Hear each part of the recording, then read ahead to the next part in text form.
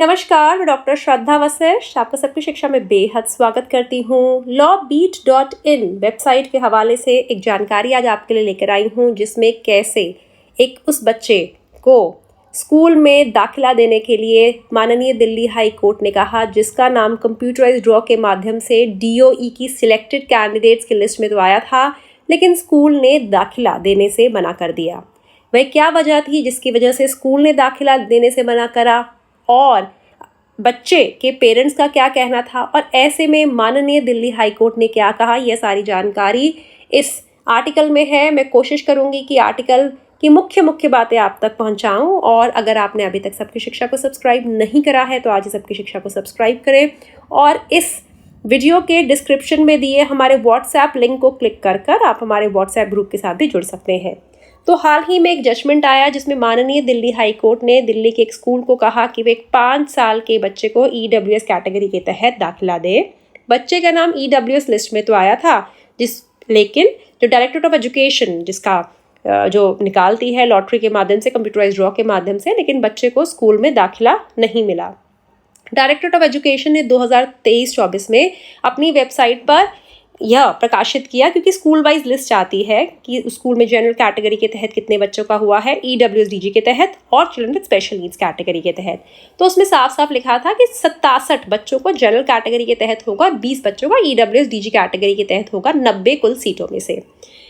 और 15 दिन का समय भी दिया जाता है, जिसमें अगर कोई गलती है तो इस गलती के बारे में स्कूल अपनी तरफ से रिप्रेजेंटेशन सबमिट करे। लेकिन स्कूल ने किसी भी प्रकार का रिप्रेजेंटेशन सबमिट नहीं किया। जो बेंच है, जस्टिस C हरी शंकर जी, उन्होंने कहा कि क्योंकि कोई फॉर्मल प्रेजेंटेशन नहीं प्रेजेंट किया गया, यानी कि स्कूल की तरफ से डायरेक्टरेट ऑफ एजुकेशन को कोई जानकारी नहीं दी गई कि इस बार जनरल कैटेगरी के तहत दाखिले कम हुए हैं, इसीलिए EWS कैटेगरी के तहत भी कम बच्चों को दाखिला हम दे पाएंगे 28 मार्च 2023 तक। इसीलिए डायरेक्टरेट ऑफ एजुकेशन की गलती नहीं है कि उन्होंने इतने बच्चों का नाम कंप्यूटराइज्ड ड्रॉ के माध्यम से निकाला। आगे क्या कहा गया है कि हमारे संविधान के जो सेक्शन 12 है, right of children to free and compulsory education act, जो कि 2009 RT एक्ट है, and directives from directorate of education, उसके अनुसार जो विहान वत्स है, बच्चे का नाम है, जो कि 5 साल के हैं, उन्होंने 2023-24 के एकेडमिक ईयर में उन्होंने अप्लाई करा, उनके पिता ने बच्चे के बिहाफ पे अप्लाई करा, कंप्यूटराइज्ड ड्रॉ हुआ, विहान का नाम एक स्कूल के लिए सिलेक्ट हुआ, लेकिन सिलेक्शन के बावजूद स्कूल ने दाखिले के लिए मना कर दिया। आगे जो एडवोकेट्स हैं, विवेक कुमार जी टंडन, ममता टंडन जी और प्रेरणा टंडन जी, जिन्होंने बच्चे का पक्ष कोर्ट के सामने रखा, उन्होंने कोर्ट को अप्रोच किया आर्टिकल 226 के तहत, और उन्होंने एक मोमेंडस रिट के बारे में कहा कि जिसके तहत स्कूल बच्चे को लॉटरी के आउटकम के आधार पर दाखिला दे। कोर्ट ने इंस्ट्रक्ट किया स्कूल को कि वे प्रोविजनली बच्चे को दाखिला दे जब तक यह पिटिशन या याचिका सॉल्व नहीं हो जाती। और क्योंकि ये ऑर्डर चला गया था, तो स्कूल ने इसके एनलमेंट के लिए, यानी कि इस ऑर्डर को ख़त्म करने के लिए एक पिटिशन फाइल करी, और उनके स्कूल के तरफ से एडवोकेट स्वाति सुरभि ने स्कूल का पक्ष कोर्ट के सामने रखा। उन्होंने कहा कि technical difficulties directorate of education की वेबसाइट में इतनी आ रही थी, जिसकी वजह से स्कूल अपना पक्ष उन 15 दिनों में डायरेक्टरेट ऑफ एजुकेशन के सामने नहीं रख सका, यानी रिप्रेजेंटेशन, राइट इन्फॉर्मेशन, कितनी सीट्स पर एडमिशन हुआ है और कितनी सीट पर EWS का एडमिशन होना चाहिए, इसकी जानकारी नहीं दे पाया। और यह भी आगे कहा गया कि जो बच्चा है, उन्होंने इनिशियली स्कूल को एडमिशन के लिए भी नहीं चूज़ किया था। साथ ही यह भी कहा गया कि उन्होंने एक और स्कूल ने एक अपील फाइल करी इंटरिम ऑर्डर के अगेंस्ट, जो डिसमिस कर दी गई, और उन्हें कहा गया कि जो इंटरिम ऑर्डर दिया गया है, जिसमें बच्चों को प्रोविजनली एडमिशन देना है, उसके तहत बच्चे को दाखिला दिया जाए। और DOE की तरफ से जो प्रेजेंट किया गया स्टैंडिंग काउंसिल देश कुमार त्रिपाठी जी और एडवोकेट उत्कर्ष सिंह जी ने, उन्होंने सपोर्ट किया विहान बच्चे का जो है वो केस। और आगे लिखा है 13 जनवरी 2023 में डायरेक्टरेट ऑफ एजुकेशन ने ऑफिशियली डिस्क्लोज कर दी थी कि available seats general category economically weaker section के तहत इस स्कूल में कितनी होंगी। डेटा में साफ साफ बताया गया कि इतनी सीटें जनरल कैटेगरी के तहत दाखिला हुआ है और इतनी पे EWS कैटेगरी के तहत होगा, और यह कहा गया कि स्कूल्स को इंस्ट्रक्ट किया गया कि अगर कोई भी ऐसी चीज़ है जो आपको लगता है कि हमारी तरफ से नंबर ऑफ सीट्स है उसमें आप इनकन्सिस्टेंसीज आप मानते हैं, तो स्पेसिफाइड फ्रेमवर्क में, जो कि पहले इनिशियली 5 दिन का था और बाद में 10 दिन के और बढ़ा दिया गया, कि आप उसके तहत स्कूल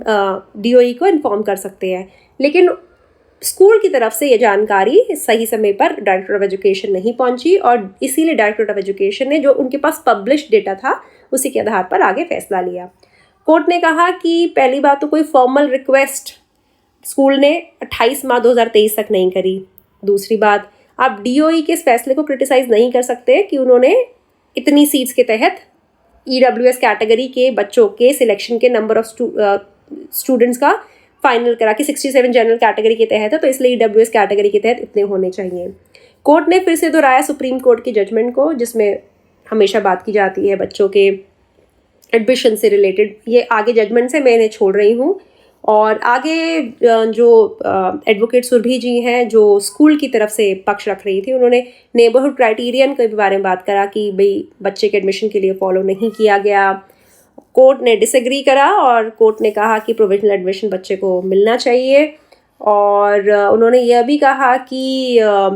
बच्चे को कंपेल किया गया कि वो किसी और दूसरे स्कूल में एडमिशन ले, क्योंकि स्कूल ने अनलॉफुली बच्चों को एडमिशन से मना करा। ये अनरीजनेबल है स्कूल के पार्ट पे। और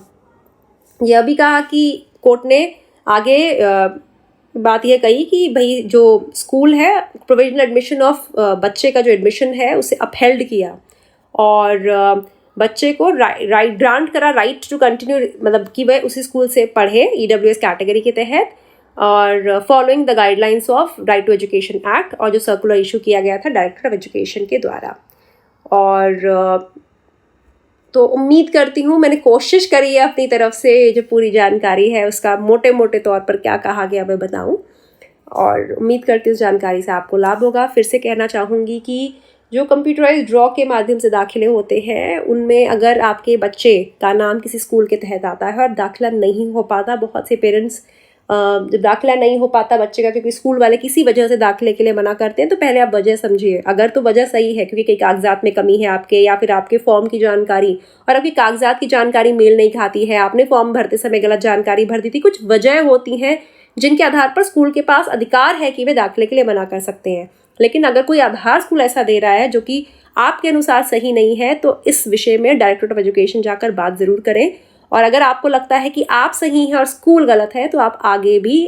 अपने बच्चे को न्याय दिलवाने के लिए कोर्ट का दरवाज़ा भी खटखटा सकते हैं। तो उम्मीद करते हैं इस जानकारी से आपको लाभ होगा। अब मुझे डॉक्टर श्रद्धा वशिष्ठ को इजाज़त दीजिए। नमस्कार।